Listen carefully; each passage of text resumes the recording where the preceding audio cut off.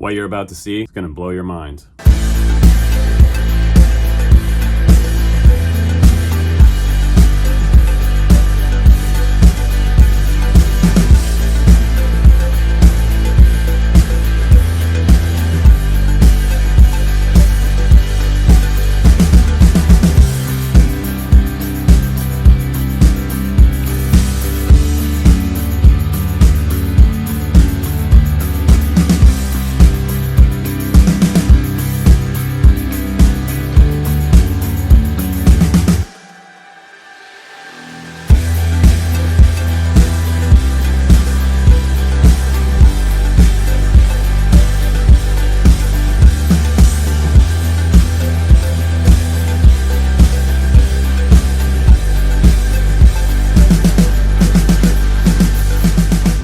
Alright guys, welcome to today's review. Today we're checking out the iFlight Chimera. It is the 7-inch edition Chimera that can fly 6S. You can also play around with 4S, but I have to tell you that this quad is very capable. It can do serious long range flights, 20 to 30 minutes, depending on how you experiment with battery size. You can go all the way up to a 6300. I've played around with 4S and 6S, and actually 6500. So quite a big battery on there if you want to get a little longer flight time. And depending on whether you want to carry a GoPro or not, that's also going to affect your weight and your flight time. You can also record at 1080p at 60 frames per second with the onboard DJI air module that's installed in the rear of the quad, and you can fly it either way. So it has two different options for the mount. On the front we have a TPU mount for a GoPro Hero 6 or 7. We also have a larger version available for an 8, so you can check that out, and depending on which one you have, you can grab that. That is an optional accessory. So it mounts right on the front right here with a post and a bolt. It's pretty easy to set up. It comes with a little Allen wrench and Allen key that you can just tighten it right up. But let's go ahead really quickly and let's do a little sort of a sexy spec montage, and then after that we'll do a flight break, then we'll come back and we'll talk about some final thoughts about the Chimera 7-inch. It's gonna change people's lives out there. If you've never mountain surfed before, this quad right here, I'm confident will surf any mountain in the world. This one is super legit, and it will freestyle like a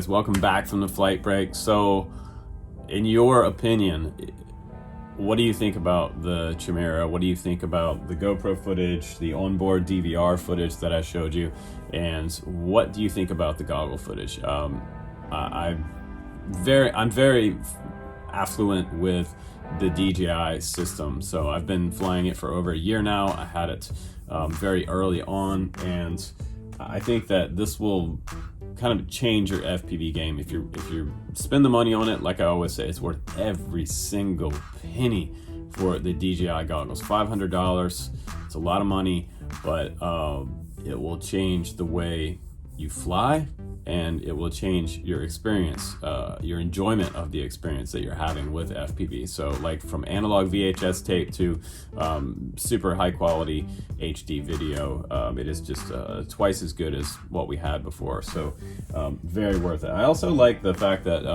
iFlight's now making this strap, and it's an extra wide strap. It doesn't have the top strap on here, which I like. So this actually feels a lot more like my Fat Shark straps, the fat straps I've had in the past. So cool that they're making those. And I also wanted to show you guys this larger camera mount. This is the TPU mount for the Hero 8 or the 9, I believe. So a little bit larger than this one. This is for the 7 or the 6 version. So the white one's for the 6 and 7, and this one's for the 8 or the 9. I believe there's a 9 out now, but kind of losing track of GoPro. They keep releasing new cameras all the time. But my largest battery that I did get on there and get upwards of 25-minute flight times is that 6500, and it will fly a 4S battery, no problem. You can get out there and do some range flying. If you guys are going to set up the GPS on this quad, it does not come pre-set up, so that's one thing that you guys need to know. If you're going to buy this and you put that switch on your transmitter for the GPS rescue option in Betaflight, you need to make sure that you set it up in the CLI command prompts. So iFlight has default set it to drop. So if you go out there and failsafe with this quad, your quad's going to drop to the ground several miles out. So keep that in mind. That's really important. You're going to have a USB-C cable to hook up to this, to hook up to Betaflight. But I'm going to recommend that you guys Google Oscar Lang's GPS setup, because he has all the CLI prompts in there for you guys that you need to enter to set it up. And you also want to field test this first before you go out a mile out and then think that your stuff is ready to go and hit that return to home button. Or if you fail safe while you're mountain surfing and you have a catastrophic failure, or it flies away. So very important that you field test your GPS return to home. And one other thing, inside the 300-foot circle, it will drop to the ground. So around 150 meters out, you have to use a CLI command as well to deactivate that type of drop. So one other thing to think about there. But I think that the truck bed on here, I always call this the truck bed. This is that sort of dead cat style frame, no props in the view. We have a really nice thick front end on here. This is 3mm for this camera shroud, and we also have another standoff in the very front protecting it in a frontal crash. We've got 3mm on the bottom plate right here, which I think is nice and pretty standard, but 6mm arms are fairly beastie. This one feels a little bit heavier than the Croc 7 by GepRC, so if you want a little bit lighter rig, you want to go for that quad there. But I like the way that this is set up. As far as the long body in the very center of this quad, it is very narrow, which I think is nice. And you can see that bottom plate there with the Immortal T in the back. And the GPS here, it looks like a BN220, a smaller GPS on the back, which is kind of cool. And I was getting up to about 17 satellites on here, so it is a GLONASS GPS. And I like the fact that they did use Bindi TPU mount for the antennas in the back, and we have these extended iFlight DJI antennas, and these are for your video. And then my Nano is seated nicely in there on the horizontal. So whatever way you have your antenna going on your transmitter for your TBS Crossfire or your Nano, it should be the same. So we have it horizontal here, and you want to have it horizontal here. So you get the best range and less fail safes out of that. But I think that the overall quality of the quad is pretty much what I expected from iFlight. And iFlight's really been catching up with Gep RC this year. They're kind of like one of those kits that I can take out of the box and just start flying. And with the dual F7 on board, I've shown this flight controller. It's a 30x30 stack. I've shown this one on the channel before, and it is very predictable, very smooth, and super responsive. If you want to freestyle, it will absolutely freestyle. But you know, you have to have some serious balls to freestyle this quad. It is very large, and it is definitely a flying tomahawk out there, so you want to fly this where absolutely no one is around. You want to double check that there is no one going to walk out from behind a tree when you're flying this, and you want to make sure you're totally clear if you're freestyling this, as well as yourself. You could really take yourself out if you hit yourself with this quad. So very big, very beastie, and it is fairly quiet for how big it is, which is kind of interesting as well. It's super quiet. And also, guys, if you decide that you want to put a Cadex Vista on here, you can get the extended camera cable, but you already have it if you buy this version. If you just want to make it a little bit lighter, you can do that with this 20x20 stack mount option in the very back as well. So you have that there, and that's where you can mount your Vista. So they thought about that for guys that want to do that. And they also have an additional 20x20 mount as well. So if you wanted to do some type of other option on the back, say you're going to build this up yourself and put a standard size VTX on there, you can also put an analog VTX in the back, sort of in the back seat. And one last subject that we have to talk about with this quad is honestly the size and the format of this quad. If you have never flown a 7-inch before and you're looking to do long range, there are some sub 250 gram options out there. We have the Chimera, I believe it was the Chimera 4 that's coming out, and that one is around $200, I believe. Under $200 if you're looking for the analog version of that one. But the larger version is going to let you fly in more extreme environments. If you fly this one up a mountain with a pretty good sized battery over 4,000 milliamp or 5,000 milliamp, you're gonna handle wind a lot better. And if you have a GoPro on the front, it's not gonna have as much vibration in the video with Hypersmooth, other than, say you're running something like the Flywoo Explorer LR, for example. We have this TPU mount for my Insta360 Go on the front, but the problem with this is when you get above the mountain range with this little guy, you're going to be doing this, you know, it's going to be doing some serious jitter and shaking around. And because it's super lightweight, we toyed around with the idea that this might be able to get out there like your 7-inch rig and possibly replace it in the future. But right now, physics is kind of holding that back because these little guys are super lightweight.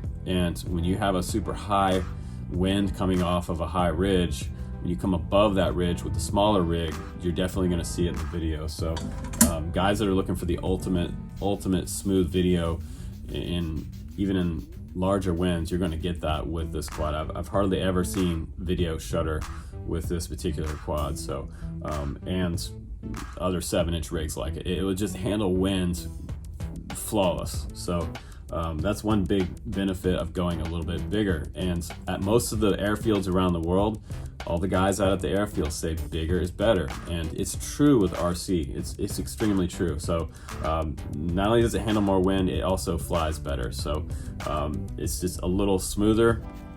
The 7-inch, I believe these were 70-40 gem fans on here. Little smooth taper and thicker in the middle for freestyle, gives you a pretty nice punch out. And I think that the Zing motors are some of my most coveted motors in my shop right now. I've been using these actually on long-range airplanes as well. They make some really big versions of these, and I'll try to put the link down below if you're looking to make any kind of long-range plane. Zing motors from iFlight are very reliable for me. So I think that this one is something that is going to sell to a particular customer, and it just depends on what you want to do. It's absolutely not your first quad. But guys that are more experienced, this one's going to be a huge seller this year. So this one's probably gonna, it might even sell out by Christmas. So if you're looking for one of these, you're gonna give a gift to somebody, that would be the ultimate gift. Somebody please give me an extra one in case this one goes down. It's always good to have a backup. So 2 of these would be super nice. Santa Claus, if you're listening. But Thanks again for watching my reviews, guys, and checking out the Chimera7 HD version. I'm super happy to have this one, and this one's going to be my new 7-inch rig of choice. It happens all the time. I get new stuff, and it becomes my new favorite. But that's part of the game of being a reviewer, guys. Thanks again for going on my adventures and enjoying my adventure reviews on the channel. Please do subscribe because I have some pretty awesome content coming up. Christmas is coming, and all these companies are just kicking out the new releases. So thanks again for tuning in. I'm Justin Davis. Take care, guys, and I'll see you on the next one.